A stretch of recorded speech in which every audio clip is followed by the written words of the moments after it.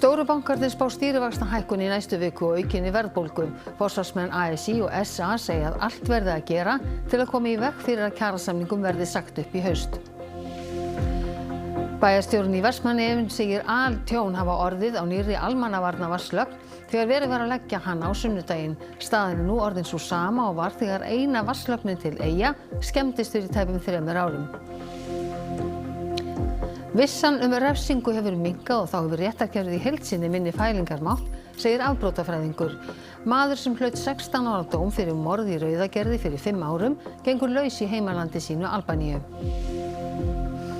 Heitasti dagur ársins til þessa var í Bretlandi í dag. Hitabylgjur og þurrkar halda áfram að angra Evrópubúa. Rúmenar slökktu á eina kjarnorkuveri sínu þar sem vatnsborð Dónár er lágt. Fyrsta kartöflu uppskera sumarsins var góð og grösin dafna vel þó vorið hafi verið heldur kalt. Nú fylgjast bændur vel með hitamælum og vona að haldist frostlaust næstu vikurnar.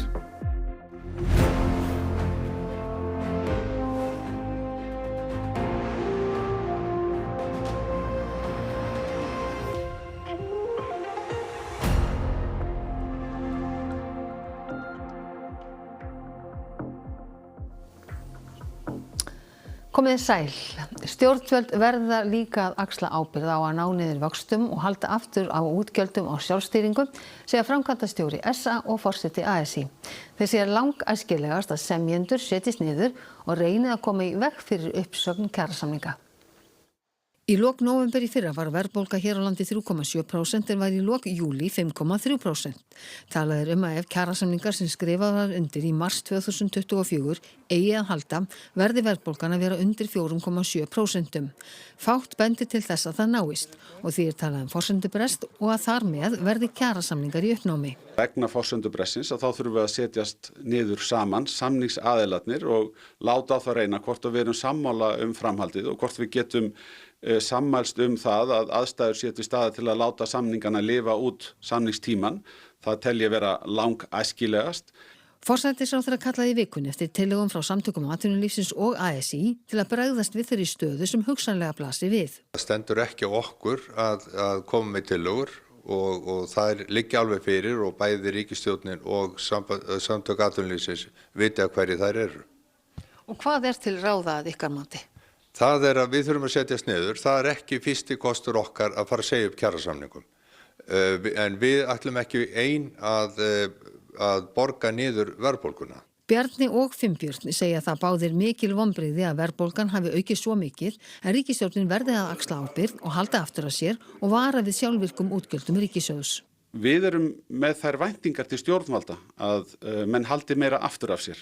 Að menn grípi ekki til aðgerða sem að gera stöðu fyrirtækjana þrengri og meira íþyngjandi. Að menn taki sér ekki of mikið pláss í hagkerfinu þegar það er þensla. Ríkisstjórnin er enn að bæta í vegna þess að nú er búið að boða hækkun á komugjöldum hjá heilsugæslunni, innritunargjöldum hjá háskólunum. Allt þetta fer inn í verðbólguna. Þannig að það heldur áfram að hækka sem að átti ekki að gerast samkvæmt loforðum ríkisstjórnarinnar.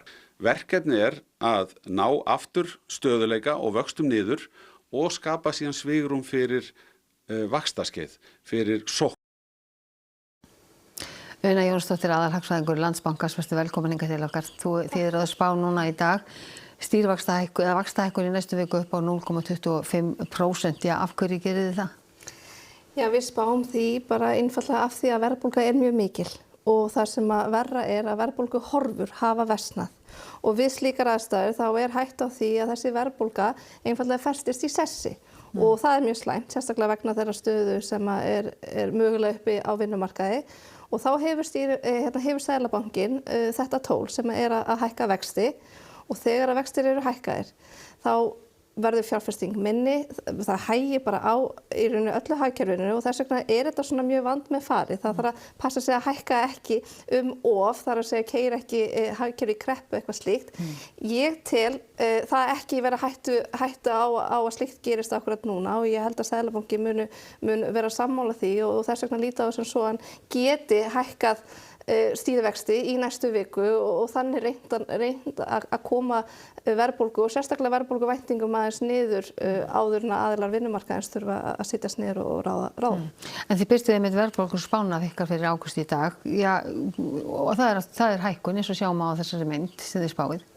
Já, örlítið. Við erum að spá meiri verðbólgu og það eru nokkrar ástæður fyrir því. Fyrir að fyrsta þá er mögulegt að við sjáum svona áhrif af þessum sólmyrkva því að sólmyrkvinn kom akkurat í þessari verðkönnunar viku Hagstofunnar og þá er það líklegt að við sjáum kannski einhverja svona ferðaþjónustu tengda liði vera að hækka.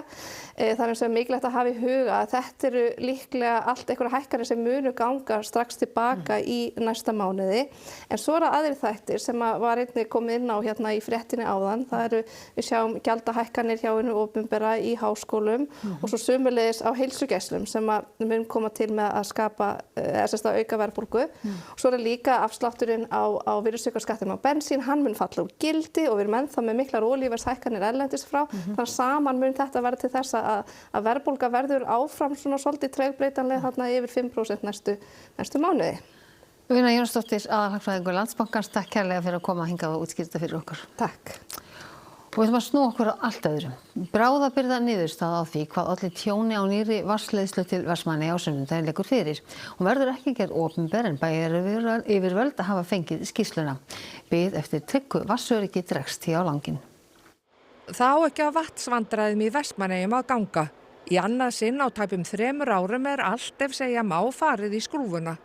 Við lagningu samfelldrar 12 til 13 kilometra langrar marglaga vatnslagnar með sérhæfðu skipi vildi ekki betur til en svo að á sunnudaginn skemmdist lögnin.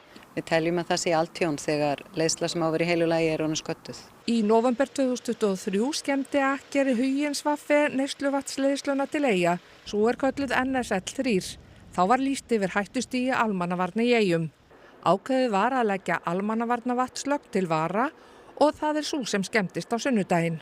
Þetta átti að vera svokölluð almannavarnalögn til þess að tryggja það að alvarlegt ástand skapaðist ekki ef að lögnin færi í sundur NSL 3 og við erum auðvitað bara á sama stað. Almannavarnaleiðslan og lagning hennar var boðin út á evrópska efnahagssvæðinu, kostnaður nemur 3 milljörðum króna. Tjónið á ekki að lenda á bænum, segir bæjarstjórinn. Við ítrekum það náttúrulega að þetta er klárlega á ekki að þessi kostnaður á ekki að lenda á sveitarfélaginu við þetta. Ef ekki er tryggt neysluvatn til Eyja er ekki hægt að búa þar til lengdar.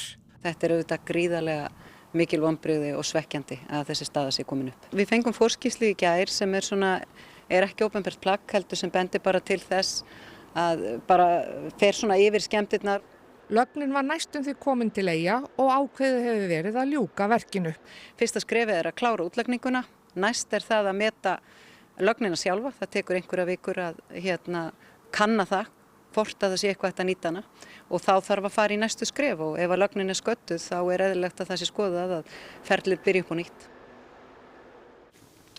Hitabylgjur og þurrkar halda áfram að þjaka Evrópubúa. Rúmenar hófi í dag að slökkva alveg á eina kjarnorkuveri landsins. Ástæðan er lágt vatnsborð Dónar eftir mikla þurrka. Kjarnorkuverið framleiðir alla jafna 20% af því rafmagni sem Rúmenar þurfa. Kjarnorkuverið samanstendur af 2 kjarnaofnum sem hvorum sig er 700 megavött, aðeins meira en Kárahnjúkavirkjun. Dóná hefur verið notuð til að kæla þá sem er nauðsynlegt til að koma í veg fyrir geislun. Mikill hiti og þurrkar valda því að vatnsborð árinnar er orðið ofurlágt til kælingar. Slökkt var á fyrri kjarnaofninum í síðasta mánuði. Stjórnendur Nuclear Electrica SA sem reka kjarnorkuverið hafa gripið til ýmissa ráða til að koma í veg fyrir að þurfa að slökkva á seinni ofninum. Meðal annars að sprengja berg í ánni til að breyta flæði hennar. Það hefur ekki virkað. Pentru săptămâna viitoare, doar dacă va fi necesar, avem în rezervă unitatea 4 de la Rovinari, grupul 4 de la Rovinari, complexul energetic Oltenia, în jur de 300 de megavați și diferența până la 600 se poate oricând kompensa din rezerva hidroelektrika. Ekki er útlit fyrir að hitinn og þurrkurinn sé á förum í Evrópu. Greining AFP fréttaveitunar gerði ráð fyrir að rúmlega 130 milljónir manns yrðu í 35 stiga hita eða hærra í dag. Aðalega í Frakklandi, Ítalíu, á Spáni og Bretlandi. Í París var lokað á mörgum ferðamannastöðum. Hitinn fór upp í 37 stig í dag. Heitasti dagur ársins hingað til var í Bretlandi í dag og svo 50 heitasti frá upphafi mælinga. Rúmlega 38 stig mældust í Kew Gardens í Lundúnum. 5. hitabylgja ársins gengur yfir landið og yfir 70% af Englandi og allt Wales eru skilgreind þurrkasvæði. 45 milljón manns búa á svæðunum. Ofan á mikla þurrkatíð hefur Veðurstofa Bretlands gefið út appelsínu gula hitaviðvörun fyrir stóran hluta Englands. Veðurfræðingur segir stefna í heitasta sumar sögunnar. We're not even at the end of summer yet, and the Met Office has already said that we're on course for the hottest summer on record in the UK. None of us have lived through a summer quite like it. Annasamt á bráðamóttöku sjúkrahúsa í Englandi í hitanum og mikið álag á starfsfólki. Stéttarfélag hjúkrunarfræðinga segir dæmi að þeir hafi hníið niður á vöktum og aðstæður séu ómannúðlegar og ómögulegar af völdum hitans. Stjórnvöld lofa aðgerðum til að bæta ástandið. Bæði fyrir starfsfólk og sjúklinga. We're also putting £6.7 billion into the capital improvements, the repairs, and that includes new cooling systems across our NHS, and also working to support our NHS staff who have managed to increase the treatments, increase the numbers of patients being seen at the same time as seeing this increased demand. Afbrotafræðingur segir réttarkerfið hafa minni fælingamátt þegar vissan refsingu hefur minnkað. Maður sem myrti annan mann í Rauðagerði fyrir 5 árum og hlaut 16 ára dóm hefur fengið reynslulausn og verið sendur úr landi. Í júní tók gildi bráðabirgðaúrræði í lögum sem heimilar Fangelsismálastofnun að veita útlendingum sem hefur verið vísað úr landi reynslulausn þegar þriðjungur afplánunatímans liðinn. Úrræðið einnig háð því að Útlendingastofnun hafi gefið út endurkomubann á hendur viðkomandi fanga.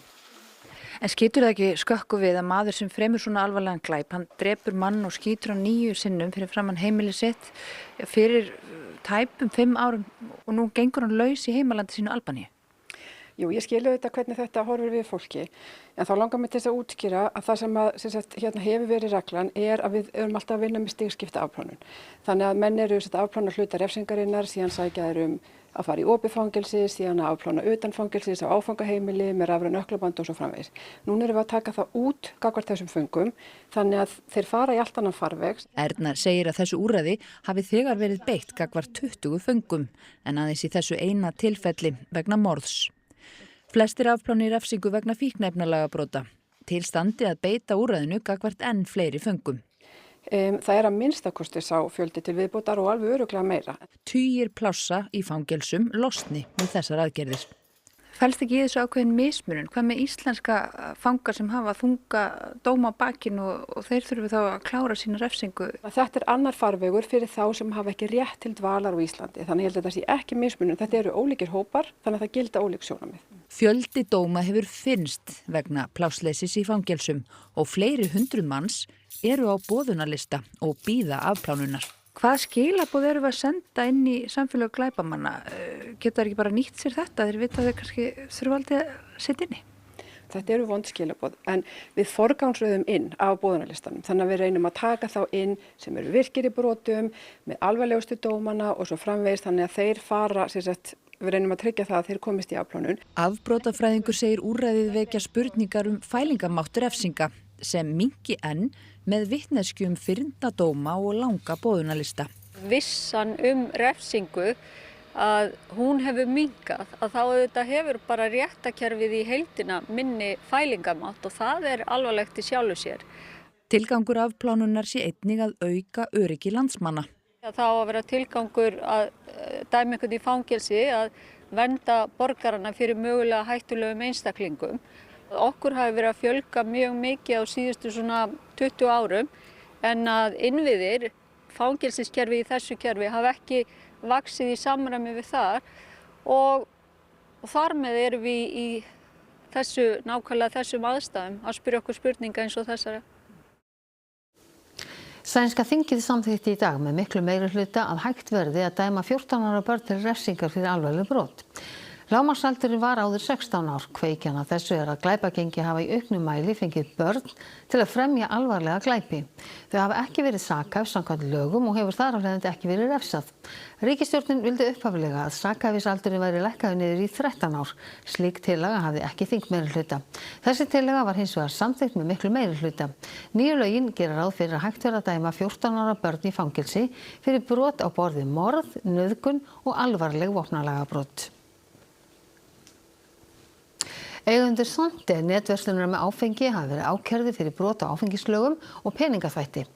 Í ákæru segir að eigendurnir hafi borið ábyrgð á smásölu áfengis með sölu og einni rauðvínsflösku og rútu af bjór í ágúst 2025 og að sala áfengisins hafi verið liður í starfsemi 2 félaga í þeirra eigu. Viðskiptin hafi farið fram án þess að til staðar væru tilskild leyfi til smásölu áfengis og þannig brotið gegn einkaleyfi áfengis- og tóbaksverslunar ríkisins.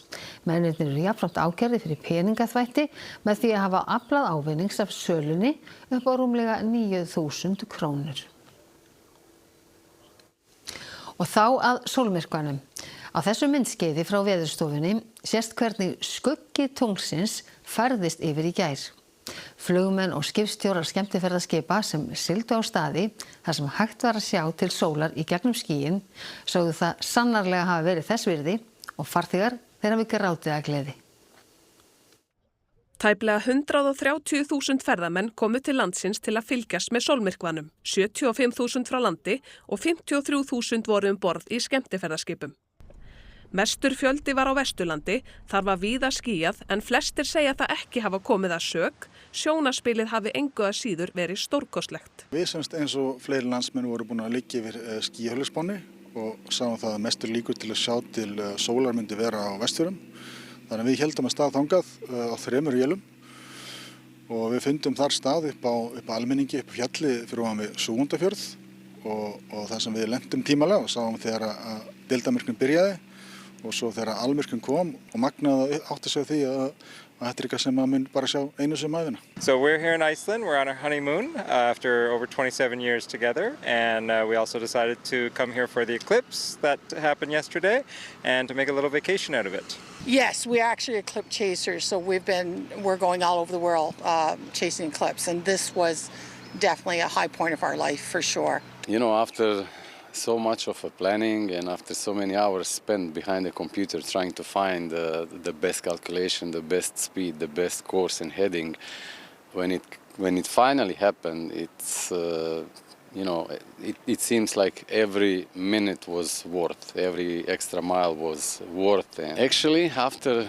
everything finished, I went around the vessel just to understand how our guests perceived it, and many of them came to me actually crying out of happiness. Ég var heima á mér að þvott, síðan var allt í einu svarta myrkur og ég held að væri komið vetur og ég kíkti út á gluggann og síðan bara fattaði ég að sólmyrkvinn er í gangi. Síðan bara kom aftur bjart og já, það er bjart yfir þessu. Þannig að þú varst ekkert meðvitaður það klukkan hvað almyrkvinn yrði? Nei, ég er Íslendingur, ekkert að spá því. Ég var að þurrka nærbuxurnar mínar. Og fórstu út fyrir þegar þú sást að allt var dimmt? Nei, ég fór bara út í glugga. Og hvernig fannst þér þetta? Mér fannst þetta bara hrikalega merkilegt. Hlakka til að þeir í síðan næst. Og nú var verið að vonast til að þetta yrði svolítið landkynning. Heldur þetta sé góð landkynning þrátt fyrir skýjafarið? Já, það er það. Það er náttúrulega aðalega kannski umræðan Ísland bara undanfarna mánuði. Hún hefur verið mjög mikil og svo var náttúrulega til dæmis eins og Mið-Evrópubúar voru að upplifa deildarmyrkva og þá var auðvitað margir meðvitaðir það að einmitt á Spáni og Íslandi að það væri fullur myrkvi. Þannig að það var svolítið fókus á okkur og það er alltaf gott. Gunnar Þórðarson, tónlistarmaður og einhver afkastamesti lagahöfundur landsins, var jarðsunginn í dag frá Hallgrímskirkju að viðstöddu fjölmenni. Gunnar lést í lok júlí 81 árs að aldri. Prestur var séra Hjörtur Magni Jóhannsson. Öll lög við athöfnina voru eftir Gunnar sjálfan, sungin af mörgum af þekktustu söngvurum landsins. Og vinir og synir Gunnars fluttu minningarorð. Úr kirkju báru kistuna synir Gunnars, þeir Karl B. Hermann og Sakarías Hermann Gunnarsinnir og Jónas R. Jónsson, Egill Eðvarsson, Unnar Beck, barnabarn Gunnars Óttar Felix Hauksson, Sigurjón Sighvatsson og Jakob Frímann Magnússon.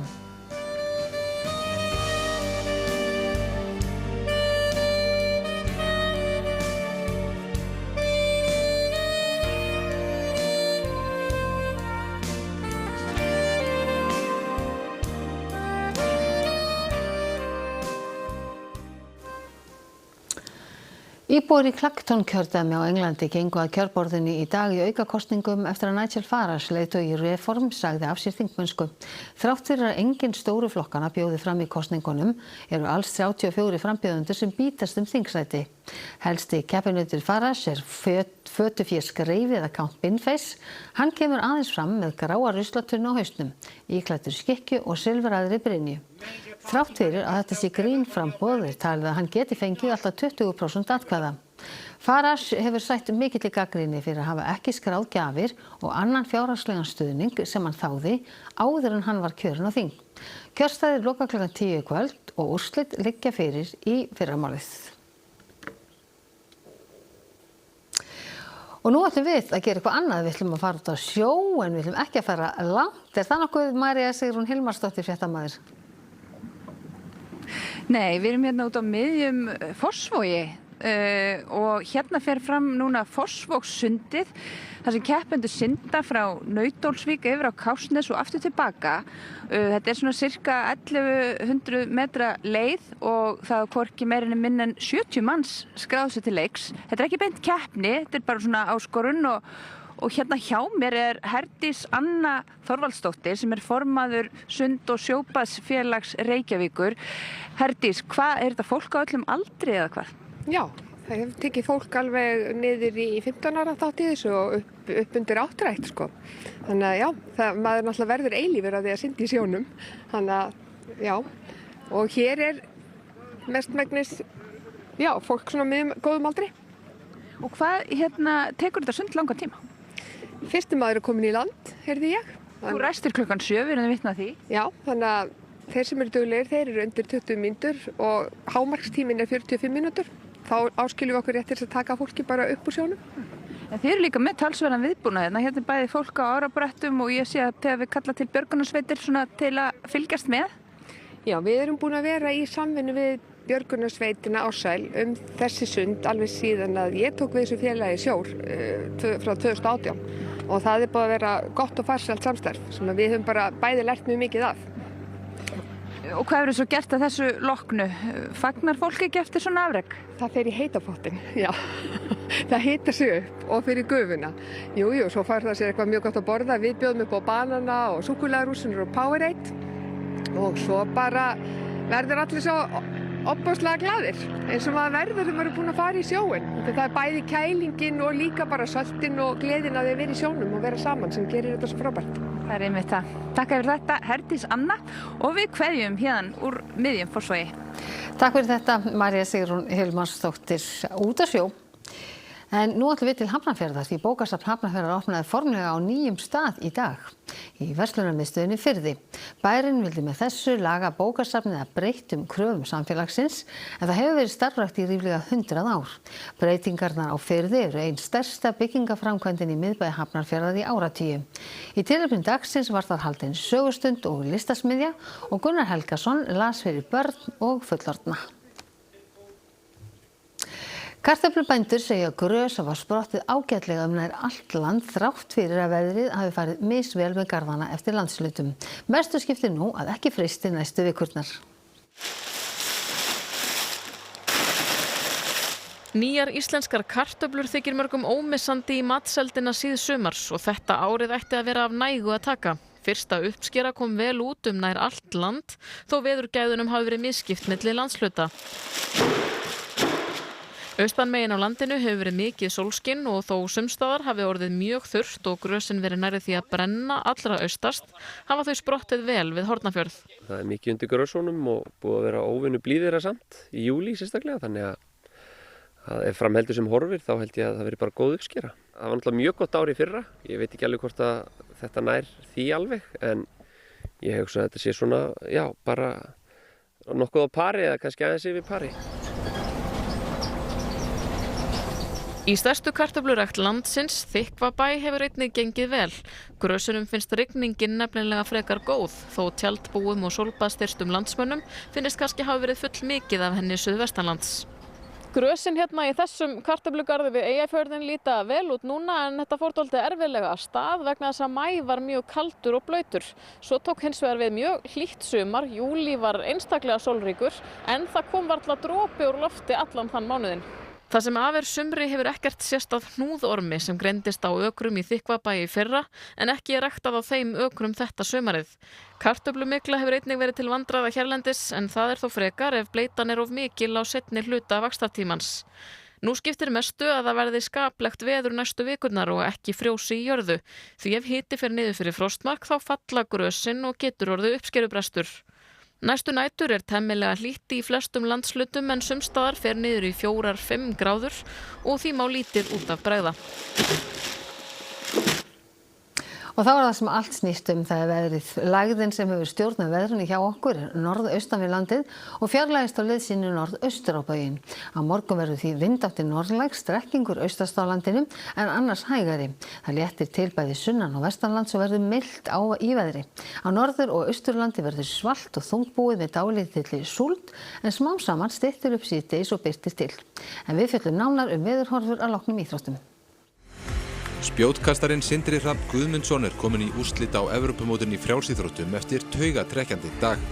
Pressa, ég meina það var bara að leika sér að kasta spjótið eins langt sem maður getur. Ég myndi ekki segja að það sé einhver mikil pressa sko. Guðmundur Leó Rafnsson nálgast Íslandsmetið í 50 metra baksundi en hann synti í undanrásum á EM í París í morgun. Karlaleið Víkings og Vals léku í Evrópukeppnum í fótbolta í dag og spilað var í bestu deild kvenna í gærkvöld. Í íþróttum hér eftir andartak.